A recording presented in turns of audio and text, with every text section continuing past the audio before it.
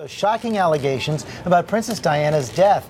Authorities now reviewing the new and sensational claim that she was actually murdered by the British government.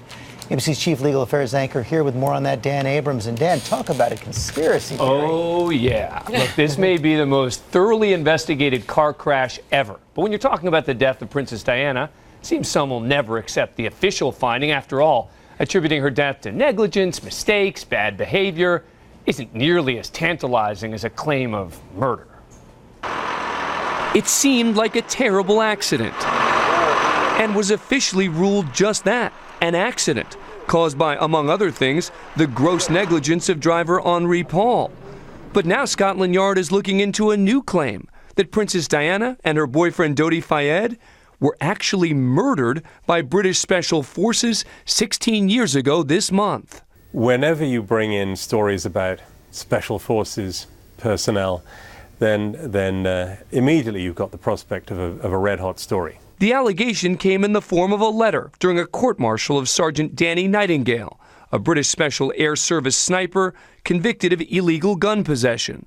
The letter alleged that a fellow Special Ops soldier told his wife their unit orchestrated the princess's death and cover-up. They had a team of people over there on motorbikes, designing, planning the whole operation, waiting with cars, etc. So the car would be driven down at speed, driven by motorbikes to get them at high speed, driven into the tunnel, and the strobe light then would be used to disorientate Henri Paul, so he'd lose control of the car. A new book said to be published next week by author Alan Power also claims the British government had Diana killed because they saw her as a threat. The security services and the monarchy, the establishment realized there's a big danger looming. Power alleges the princess was pregnant and planning on marrying Fayed and possibly preparing to leak embarrassing information about the prince.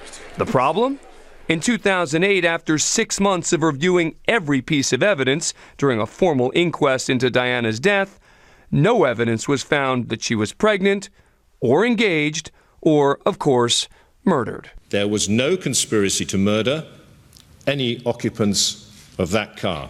Buckingham Palace has not commented on the allegations, and Scotland Yard is choosing its words carefully, saying that this is not a reinvestigation, but that they are just scoping the new allegation. Now, let's be clear. This accusatory letter came from the estranged parents of the wife of a former intelligence operative. Talk about hearsay upon hearsay upon hearsay.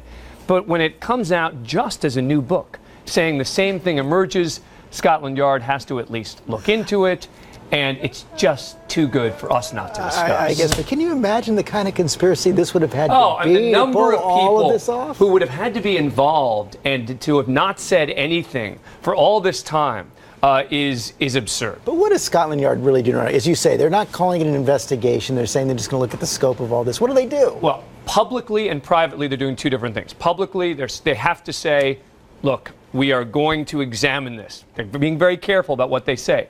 Privately, I'm sure that they are rolling their eyes and saying, another one of these. At some point they say, we looked at it, yeah, that's it. we got to deal with this, but at least they can say that this was looked into without using the word reinvestigating.